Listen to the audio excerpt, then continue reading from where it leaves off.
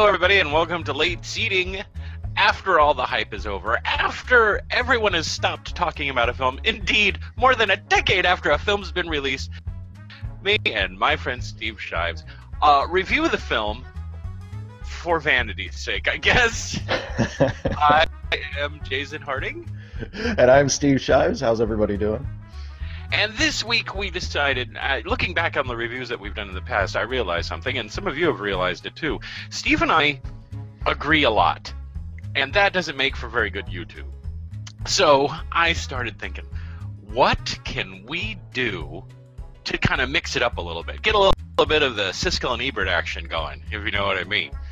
And so I decided that we would do a movie that I know both of us disagree on, and that movie is Hulk. Not The Hulk, because some people call it The Hulk. It's just called Hulk.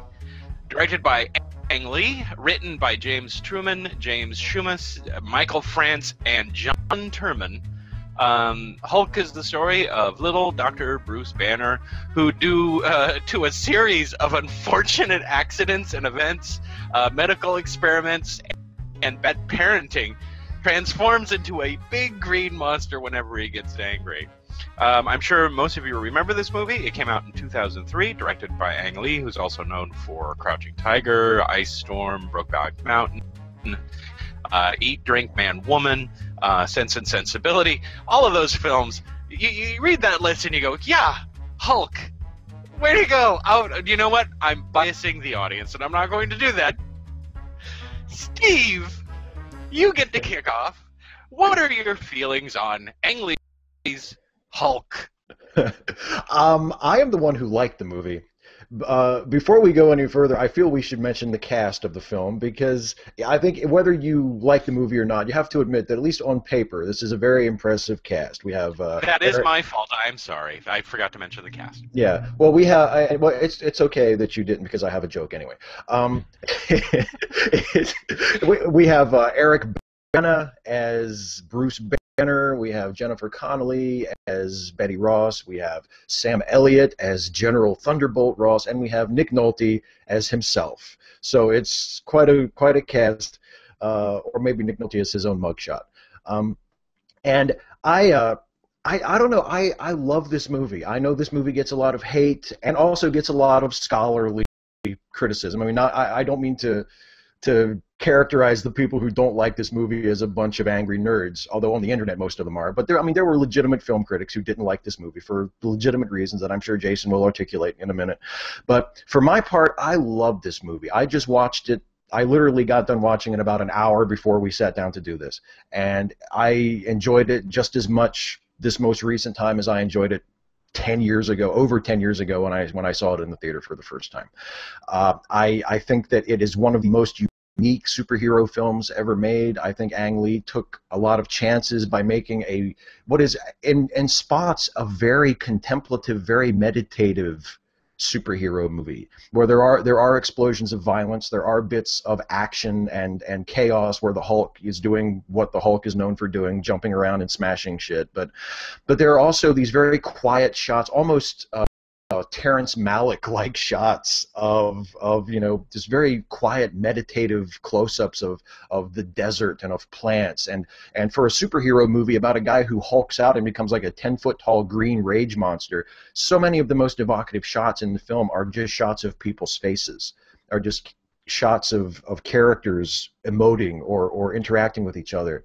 The cast, which I mentioned a minute ago, just does a terrific job. This is actually one of my favorite Sam Elliott performances in any movie I've ever seen him in. I think he saves many, many scenes that could have gone over the edge into camp or into ridiculousness by just the emotion and the sincerity, the commitment that he brings to playing Thunderbolt Ross. I think because of the way he and Jennifer Connelly perform their parts, there's a real sense of a real relationship and a real complex emotion between the father and the daughter, Betty and General Ross.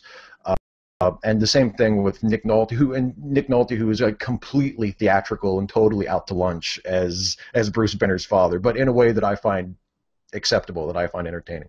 We can go into more details in a minute, but just I really, really love this movie. I think it's a really enjoyable, really beautiful film, and it's a shame that it was such a huge bomb at the box office because now it's sort of like been erased from existence in terms of Marvel movies, but it's one of my favorites. Thanks, Steve. My turn. Now, my general feeling in regards to Hulk was it kind of felt like a little bit like a bait and switch. I was lured into the movie theater with the idea that I was going to be seeing a Hulk movie where it's a lot of Hulk smash, scientific experiment gone horribly wrong, and basically something more akin to the comic book, something a little bit more lighthearted, a little bit more of a romp. After all, the base subject matter is about a man who turns into a giant green monster and runs amok. I was not denying the idea that there would probably be some dramatic aspects to the film, but when I walked out of the movie theater, I felt very much like I had a very dramatic script that had very interesting things to say about parent and child dynamics, generational dynamics. This was one of the first films that I realized that the main protagonists, Dr. Banner and Betty, were Gen Xers. They were my age, and they were really examining kind of aspects of parents that were boomers who largely either used or ignored their children, or at least that's the feeling they had. And there's a lot of dramatic ideas that were presented in the film. The problem that I had with it was that it really felt inconsistent. I'll use the Hulk himself as the metaphor for the inconsistencies that I felt were presented in the script. In the Hulk, he changes size about a jillion times. He has no sense of true scale. When he's either 25 feet tall, when he comes crashing out of the medical facility the first time, he's literally 50 feet tall. And then he'll change scale again, and then he'll be maybe 10 to 12 feet tall, and he'll change scale again where he's a giant, and then he'll shrink back down again. And that was intentional. I'm not saying that that's bad special effects. I believe that they wanted that kind of idea that he gets bigger the more he's antagonized, or the more he's enraged, the larger he becomes. But I'll use this as in the sense of script. We go from very interesting scenes about the dynamics between, say, Eric Bana and specifically the Nick Nolte character, who, I agree, his performance seemed to be fueled by how much can I drink on this film, and I want 3 dogs. And I'm not saying that Nick Nolte's performance is bad per se, but it is the first time in a movie that I ever actually saw a actor literally chew the scenery at the end of the film. All of that stuff was interesting, and you know what? It would have made a very compelling drama. It would have made a very interesting film. And I said, well, if I removed all of the Hulk aspects, would this make a great dramatic film? And the idea, and what I came away with was yes. But the problem is that the Hulk aspects interfered with me being able to really sit down and examine the dramatic aspects. And also, the Hulk aspects, in some cases, were so kooky and odd and seemingly out of place that I couldn't connect them. I couldn't connect the two together. There's several scenes in which Hulk is alone for a second, and I think he hallucinates when he looks at a lizard. Was it a lizard or something? I think he has some sort of mental freak out. And another time where he's having flashbacks to stuff when he sees old buildings where Banner used to live, and it was that feeling of disconnectedness. Like there was too many things going into the film all at one time that I couldn't sit down and enjoy everything. It just didn't feel like a complete and cohesive film. There are other nitpicky things that we can discuss across from each other, certain things that I knew about the film going in. Ang Lee is in this film. He is the person that was in the suit for the Hulk. Not very many people know that, but it does explain a lot of how the Hulk behaves. Because there are certain scenes in the Hulk where you're like, well, he's kind of like a baby thing. He moves like a gigantic toddler. What is going on? Well, Ang Lee was in the suit because he wanted a very specific performance for the Hulk. And you know what? That's not even a major critique. My main issue when I walked away from the film was that it felt so disjointed. He framed some things with comic book frames in it, which I didn't feel was necessary. I did not need to be reminded that it was a comic book, nor did I think anyone else need to know that it was based on a comic book. And because of the dramatic aspects of the and very filmic aspects of the movie, I felt that it kind of interfered with the overall storytelling. So there are other technical aspects that didn't really allow me to enjoy the film, but overall there are things in it that I really like, and there are things in it that I'm just okay with. But when I try to put it all together, it just doesn't mesh for me, and it doesn't feel like a complete movie. And what I really wished was that he had made a dramatic film based on the themes of the relationships of the main characters, and just kind of didn't do a Hulk movie, because they really kind of feel sewn together. So that's my overall general feelings. We can now get into more detail as we do the back and forth and end our friendship. as we do the back and forth. So Fight. I mean, I can see what you like about the film, and I'm not going to say that you're wrong. I'm not going to say, "Well, how dare you?" I'm Wait just a minute, this is the internet, isn't it? I'm just saying that for me, when I walked out of the theater, I really felt like I had not seen a complete movie. I had seen two incomplete movies put together. Well, and I totally see that criticism. And the only thing I can say as to why I don't feel that way about it is that all I can say is that it just worked for me. I mean, they're watching it this morning. I did see some problems with it, and I would certainly never try to argue that, even as someone who loves the movie, I would never try to say that it's a perfect movie. A lot of the things that I noticed that I think maybe might contribute to people not liking it as much as I do is I noticed that a lot of the Hulk stuff was internal. Like in this version of the Hulk, Banner's anger is very internalized. Oh yeah, and at the beginning of the movie, they're all talking about how he's kind of remote and distant. Yeah, and I noticed of the three major sort of Hulk out moments in the movie, two of them result because of things that are going on in Bruce's head. You know, like he's having like a bad dream, or he's having a repressed memory sort of awaken. Like, so it's not the classic, something happens to make Banner angry, or something happens to get his adrenaline flowing. It's all coming from inside, and a lot of Bruce's emotional issues that sort of drive his character in this movie are very internal, and that in and of itself isn't especially cinematic. Mm-hmm. So Ang Lee and James Schamus and their other people responsible for crafting the story have sort of handicapped themselves from the beginning.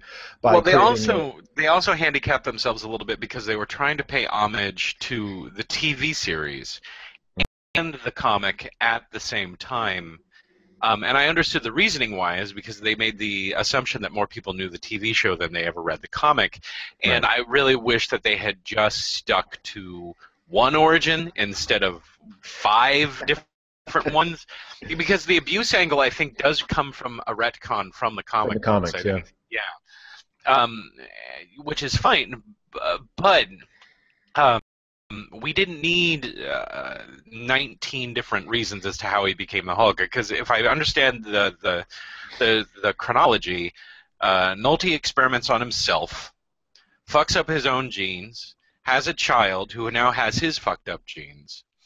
His kid grows up and then gets infected with nanites and bombarded with gamma radiation. Right. And all of those things had to happen. Oh, and he's also fucked up mentally because of something that happened with his father, his basic relationship with his father.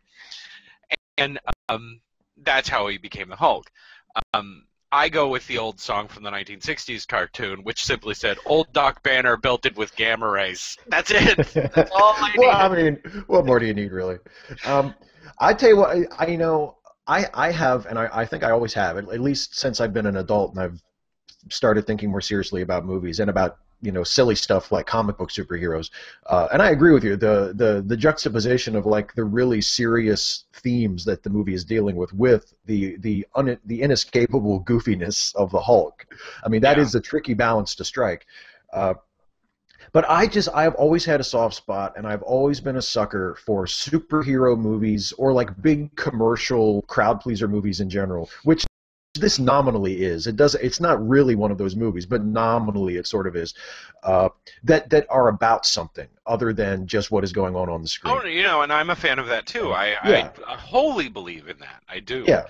I just feel that this one didn't strike enough of a balance between giving the audience. I really do feel that they were completely disconnected. It felt like the comic book aspect and the dramatic aspect just didn't stitch together well enough for me to feel satisfied with it. Yeah, and I know there are parts of it that, as I was mentioning earlier about how internal Bruce's anger is in this movie. Like there are parts of there's some of it that I can imagine when they were trying to break down the story in pre-production, that must have been really, really hard to think of, well, how do we visualize this? And I think some of those problems they never quite solved. I mean, I still think, even though I have great respect and great admiration for the movie, I still think the sort of the weird like whole movie cloud at the end, where like it's like a green cloud and it's got like images being projected on it of like Bruce's memories and things that happened with his father. I'm not crazy about that, but I feel like it's almost like the best they could do, because you have you want to have some sort of a visual representation of what is going on, and what is going on is essentially happening inside the brains of the two people fighting. Yeah, exactly. And it's sort of an inelegant solution to a really hard problem. That I suppose we might say, well, they could have just saved themselves the problem altogether and just told the story a different way. Right. But I love, from the first time I saw the movie, I thought, as soon as I got that the Hulk was going to be a metaphor for not even child abuse, because I think that was sort of what Peter David did in the comics, where he introduced that, you know, Bruce Banner had an abusive father, and that's where his anger comes from. And this isn't quite even that. It's not so much that the Hulk is a metaphor for child abuse, because David Banner didn't abuse his son in the traditional way. He abused him in a much deeper sort psychological way. Yeah, I mean, he really is the worst father that you could ever have. I mean, he's like he's the type of parent who he only cares about his children as far as what they can give him, as far as what he can get from them. And there are scenes in this movie that are explicitly about that, where David Banner is literally almost saying that to Bruce, saying, "You have something that I need. I'm your father. You have to give it to me." That's how he views fatherhood. And I just, there's something about that I just, you know, I respond to very strongly, even though I had a great father. I don't know why I respond to that so strongly. Thankfully I don't have any, I don't have like any personal experience with any of these issues, but there's something about like using something as goofy and as silly as a superhero, especially a superhero as goofy as the Hulk. I mean, it's hard to get goofier than the Hulk, and tying it to these very, very deep, serious issues, and like you know, and I know you don't think it worked. I think it worked well enough for me. And there's something about that just I really admire about the movie, and and the fact that that it seems really interested in its characters. Like there are the Betty Ross character. Well, except for Josh Lucas. Well, yeah, it's completely one of the problems I do have is that the characters break down at the Josh Lucas point. Josh Lucas could not be written as, all he needed was a Snidely Whiplash mustache to twirl every time he walked into a scene, because he was never presented as anything but a comic book villain who died in a very unsatisfying comic book way. And an explicitly comic book way. Yeah, I mean, exactly. Yeah. Well, and he is. Oh, it's weird. Like in a movie where the main character turns into a CGI Green Giant, that Josh Lucas's character is by far the most cartoonish character in the movie.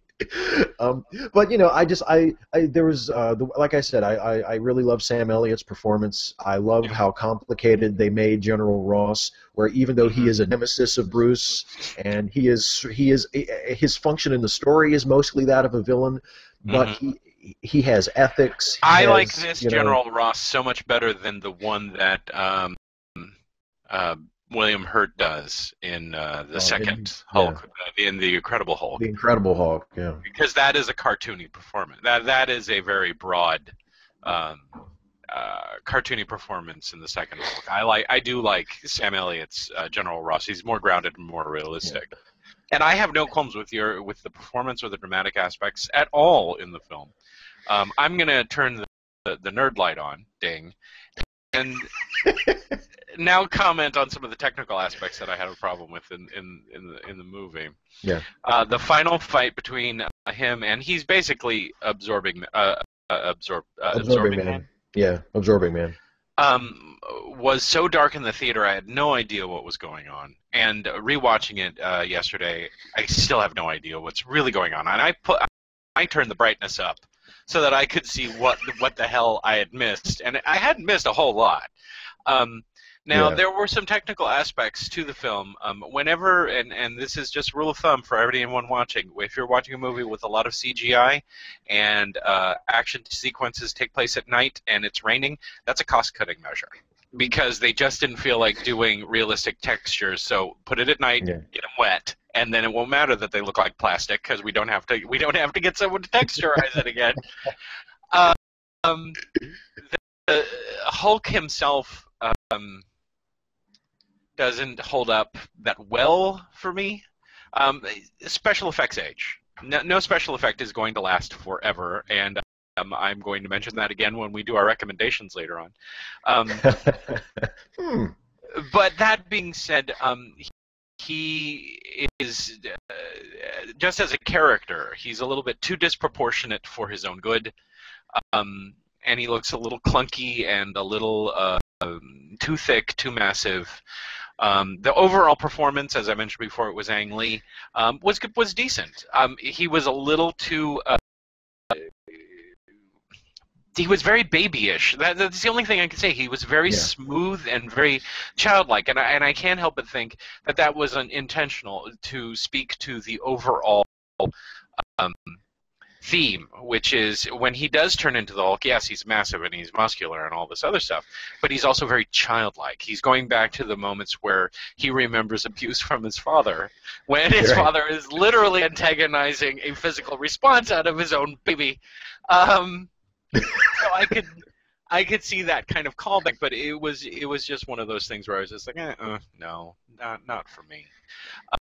This movie also could have benefited from someone that the Hulk, who in this version of him is literally unkillable and unstoppable. There are scenes where bullets are making that really neat rippling impression as they shoot at him. Yeah. Where you get the idea, nothing can kill him and nothing can stop him. Once you have him in Hulk form, and if that's the case, then there is no real threat. You're not terribly concerned for his well-being at that point because he is an unstoppable rage monster and nothing will be able to kill him. I lost my thread. The thing is he needs a villain that could conceivably hurt him, and we get that at the very last 10 to 15 minutes of the film. But up until that point, he fights 3 dogs. And I don't want to sound too much in the trees. And I have to wonder, when they sat down and they said, okay, what is the big mid-fight? Oh, he fights 3 dogs in a tree!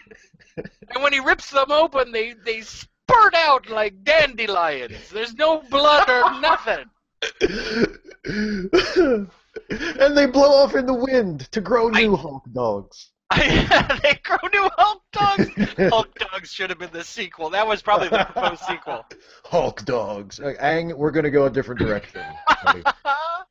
Thank you very much. I would also like to think that maybe Ang was doing this movie so that he could raise money to do his next film projects. That's the only thing. I would like to think that's one of the reasons why. But you know what? I think that there was enough story in the script that would keep him interesting, because he is visiting some themes that he had touched upon in previous films. Oh, very much so. Very much and so I'm not going to say, no, this is not an Ang Lee film. This is an Ang Lee film. Very much. This is Ang Lee trying as hard as he can to satisfy an audience, producers, and his own sensibilities. And I think that may contribute to one of the reasons why I feel it is so disjointed.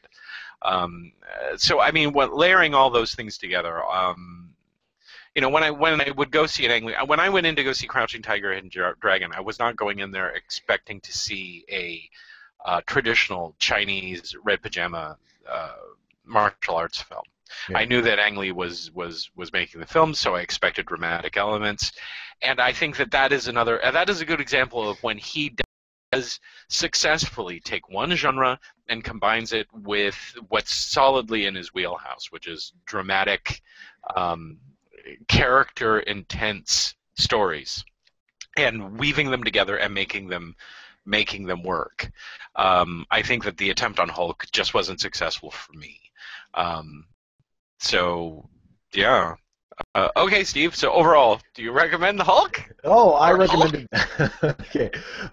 Yeah, I recommend it highly. Although I realize that most people who see the movie do not agree with that recommendation. But, you know, I want to speak up very quickly for the nerdy aspects of the movie, because all right, the version of Hulk in this is not nearly as fun as like the version of Hulk in the Avengers. Like, there's much more sort of crowd-pleasing stuff. Yeah, I was intentionally going to try to do comparisons between the Incredible Hulk, right, Ed Norton's, or the Avengers. Yeah. Well, see, I mean, Ed Norton's one just might as well not even exist as far as I'm concerned. I was not interested in. I saw it and I was just like, whatever. I would argue that the Avengers one works because both the Banner and the Hulk work. Yeah, and the event, yeah, and I'm completely on board with the Avengers version of the Hulk. I think it was a great way to do the character. It was a lot of fun. But there are moments in Ang Lee's Hulk that I feel should satisfy the nerdly cravings of any like 14-year-old comic book fan. Okay, granted, there's not a lot of it. Maybe you did feel like you've been bait and switched if you bought a ticket to see Hulk in 2003, and it was like this, you know, parent-child psychodrama interspersed with Hulk stuff. But I mean, that scene in the desert when he fucks up those tanks, that still, to me, is one of the most thrilling 2 or 3 minutes of any superhero movie from the last 10 or 15 years. When he kills those people. Because he picked up the tank, spun it around. People out of it. Well, the second by the third spin, anyone left inside that tank was dead because of the centrifugal force. But in Hulk's defense, he did not. In the Hulk's defense. Now, just a minute there. He's got the mind of a child. What I was going to say is he did not then go to the ruins of that tank and make out with his girlfriend. But yeah, that moment when he's like flinging it over his head and he throws it behind him like into the dunes, like it's like, oh my god, that's so awesome! It's like that's a great like fan service sort of moment where you see how strong he is, and you know, and granted that's 5 minutes of the movie and it's like a 2-hour 20-minute movie. It's actually less than that, but okay, it's like maybe 35 seconds of footage. Yeah, but and if all you wanted out of a Hulk movie was that, I understand you being a little impatient or a little if all you wanted was him running around punching things for 2 hours. You know, my wife, who also does not like this movie at all, her one-word negative review is Buttes. She says, "You know what I think of when I see this movie? I think of Buttes when he's that desert sequence when he's leaping across the desert. She's like, all I think of is like he's just in that desert for like an hour." So, I'm sorry, but I hate to say this, but that's in the comic. That's where the lab was, and that's that was not out of place for me at all. No. I had when I was going into the theater to see this, I said, if he doesn't say Hulk smash, I will be very disappointed. He did not say anything other. Yeah, he did not speak at all. He said puny human in that sort of quasi fantasy thing. Did he say puny human? Yeah, when he's Oh, falling, in the when yes, he when falls off through the the airplane. mirror, when Yeah, when he crashes through the mirror. Yeah, yeah, yeah. yeah, yeah. Um, Puny human. Beauty Hubbard. Yeah. Yeah, But I mean, as far from a nerd aspect, which I was going to try to avoid, because nerd arguments are not valid arguments. yeah. To me, and don't get me wrong, I have them. I have loads of them.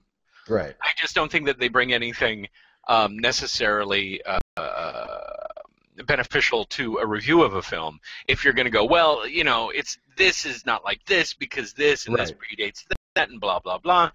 The movie, for me, works on its merits as a film, and so for me, it just doesn't work. I'm going to try to ignore the whole. Well, technically, when he first appeared, he should have been gray. Well, I know that's not. I don't care. Shut up, nerd. Yeah. Get out of here. So you've made your recommendation. You recommend Hulk. Highly recommended. Yeah. I am going to say, while I personally do not like the film, I am not going to say don't see it. I'm going to say see it and make up your own mind. If you haven't seen it, we've ruined it for you. See it so you can hate it for your own. If you haven't seen it in a long time, maybe you can rewatch it and see if there are things in it. You know, if you disliked it before, maybe there are things in it now that you're older and life has beaten you down a little bit, and who knows? You know, maybe you'll be like, yeah, those characters resonate with me.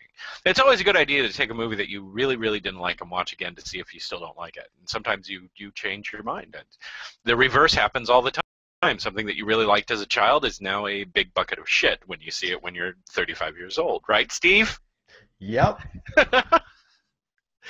So that's it. Now, normally at this point we would do counterpoint, but since Steve and I disagree about this film, we figured we don't need to hear about idiots who are going to counterpoint our arguments. We just did that. We can yell at each other. So we're gonna go to recommendations. Steve, what are you recommending this time around?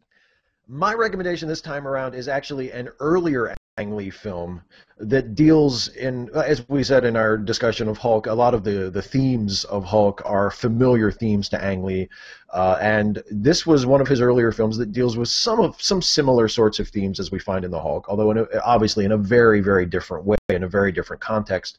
I'm recommending The Ice Storm, which is a really excellent movie. A lot of familiar faces in it. Tobey Maguire is in it. There's a little tiny bit of comic book related content because the Tobey Maguire character is a comic book fan, and he talks about there's a scene where he's talking about the Fantastic Four and how the thing about the Fantastic Four that he always found appealing was that even though they led these really fantastic lives, they were ultimately a family, and they would always come back together as a family. And family is a huge theme in The Ice Storm. That's what the movie is about, and the one of the major themes in Hulk is also family in a different, from coming at it from a different angle, but it's something that they share in common. And like Hulk, Ice Storm ultimately is sort of a tragedy. It shows characters going through things that things don't actually always turn out as we would hope they would. These themes don't resolve themselves in always in very happy ways. But it's a great movie. It's a great if the only Ang Lee movies you've ever seen are like Crouching Tiger or Hulk or his more commercial stuff. Ice Storm is a great example of him and what is more traditionally sort of thought of as his wheelhouse, a quieter, more character-driven drama, and it's a really terrific movie. So that's my recommendation, The Ice Storm.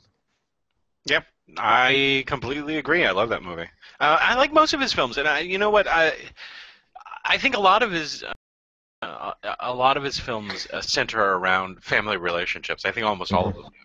Yeah.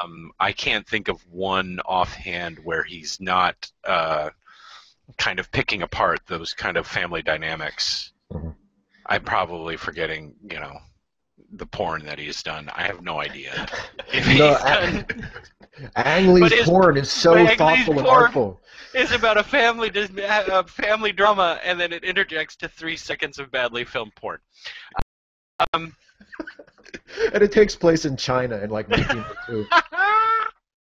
All right, my recommendation, keeping in check with the theme of the Hulk itself, which is about a scientist transforming himself into a monster, I'm going to recommend the 1931 classic Dr. Jekyll and Mr. Hyde, starring Frederick March, Miriam Hopkins, and Holmes Herbert. If you don't know what Dr. Jekyll and Mr. Hyde is, I'm not telling you. Go on YouTube. You can find almost every single adaptation of Dr. Jekyll and Mr. Hyde out there. You could probably find the ones where they do the one where the guy takes the formula and he turns it to a woman. You can find the one where it's, Tom and Jerry. It is a classic story. Scientist wants to separate out evil, and by doing so actually transforms into an evil version of himself. I really had to choose which version of Dr. Jekyll and Mr. Hyde that I was going to recommend, but I finally decided that the Frederick March version is probably my favorite out of the early classics. I'm not saying that the other ones aren't worth a watch. There is another one, I believe it's 1938. I'm not sure when the Spencer Tracy one is. Yes, there's one with Spencer Tracy, and then there's an earlier one from 1920 with John Barrymore. They're all worth a watch, but I'm going to be recommending the 1931, directed by Robin Momelan. I'm not sure if I'm saying that name correctly. I don't care. Written by Samuel Hofstein, Percy Heath.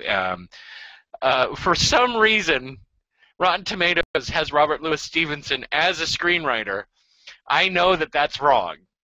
I know that is completely wrong. And if you click on Robert Louis Stevenson, they list a whole bunch of movies that apparently he's written too. This is just an aside. Why you shouldn't trust the internet, because they have him down as a screenwriter for Treasure Planet, that Disney thing that came out 10 years ago. Anyway, it's in black and white. This is once again reinforcing the idea that I don't like anything that hasn't been made in the last 50 to 60 years. But it is well worth a watch for the performances, the mood, the cinematography, the special effects. As this is what I was referencing earlier. While you can see how it was done, there are a couple of instances where you can't, and for this was compositing at its best, basically overlaying keyframes over one another to show a transformation. And his first transformation into Mr. Hyde is shot like it's a single shot, and it is disturbing, to say the least. And it technically, they probably worked long and hard, and boy, does it still show. So I'm going to recommend Dr. Jekyll and Mr. Hyde. Now, I also will point this out. In my own personal belief, the Hulk is about what a lot of Marvel Comics is about, which is taking a nerdy person and empowering him in a way that they didn't normally know. I think Stan Lee has actually said that it had less to do with Dr. Jekyll and Mr. Hyde and more to do with the idea that you can be this nerdy scientist and transform yourself into a rage monster that no one can hurt. You can see that a lot in a lot of his creations. The Thor character was Dr. Blake, something like that. He was a regular plain old doctor who had to walk around with a cane, and then he'd pound the cane on the floor and turn into to Thor, and he could do anything. Doctor Strange, his hands are crippled, but he's the master of magician. Peter Parker is a scrawny virgin and teenager who secretly has powers. So I am going to throw that off, that caveat. I do not believe that the Hulk is a Jekyll and Hyde. I'm just doing the transfer. This whole thing's falling apart. It's just falling apart. My whole thing is falling apart. Just go see it. You don't even know what you're saying, do you? I don't even know who I am anymore. So that's it this time around. It looks like our friendship is still intact because we both understand that they're just movies. There's no need to end a YouTube marriage over this, over Ang Lee's Hulk. Exactly. We'll end it over Superman Returns. You leave Superman Returns alone. You hear me? I want Jim Jarmusch to make Daredevil. That's what I want. Oh yeah, there we go. I want a Wim Wenders Swamp Thing. That's why it's a shame that Ang Lee's Hulk was such a bomb, because it could have started this whole trend of art house filmmakers making superhero movies. Just imagine. Oh God! Considering how long Boyhood was, can you imagine how long of an origin story we would have if Art Linklater did any superhero movie? Oh my God! Richard Linklater. Richard Linklater. I'm sorry. Art Linklater was Kids Say the Darndest Things. Now that would be interesting. He could do Teen Titans. They could make it as a correspondence between Art Linklater and I can't even remember his first name now, Richard Linklater, and they could call it the Linkletters, in which they write back and forth to each other. Why greenlight that right now? Why I don't work in Hollywood is very apparent. Thanks, guys, for tuning in. We appreciate all of your comments. If you want to make recommendations for something that you want us to review, keep in mind that so far I don't think we've reviewed anything other than Guardians of the Galaxy that has come out in the last 5 years. Well, we did Godzilla. We did Godzilla. We did Godzilla, but that was more of a response to all of the haters. Yeah. Okay, that is too. But as the older the, don't think, oh, well, they'll never review this. This movie's 30, 40 years old. No, we might if we have an opinion on it. And please leave comments down below. I promise you I do read them. And I think Steve reads them too. Sometimes. To those people who are asking us to do this more, I would just like to put out there that Steve and I are very busy a lot of the time. We do have our own perspective channels. We try to do this when we, feel inspired. I made an internal promise to myself to at least try to do it once a month. I kind of took December off. It was busy. Yeah. With the whole pagan thing at the end of the year. I can't remember what it's called. Everyone seems to celebrate something. That's what will kill. That's what will kill O'Reilly, is if people are just like, there's something at the end of the year, I don't even know what it was. Is it about killing a baby? I think it is. The war on whatever that is at the end of December. But once again, thanks you guys for tuning in, and tune in next time. But seriously, they're not just movies.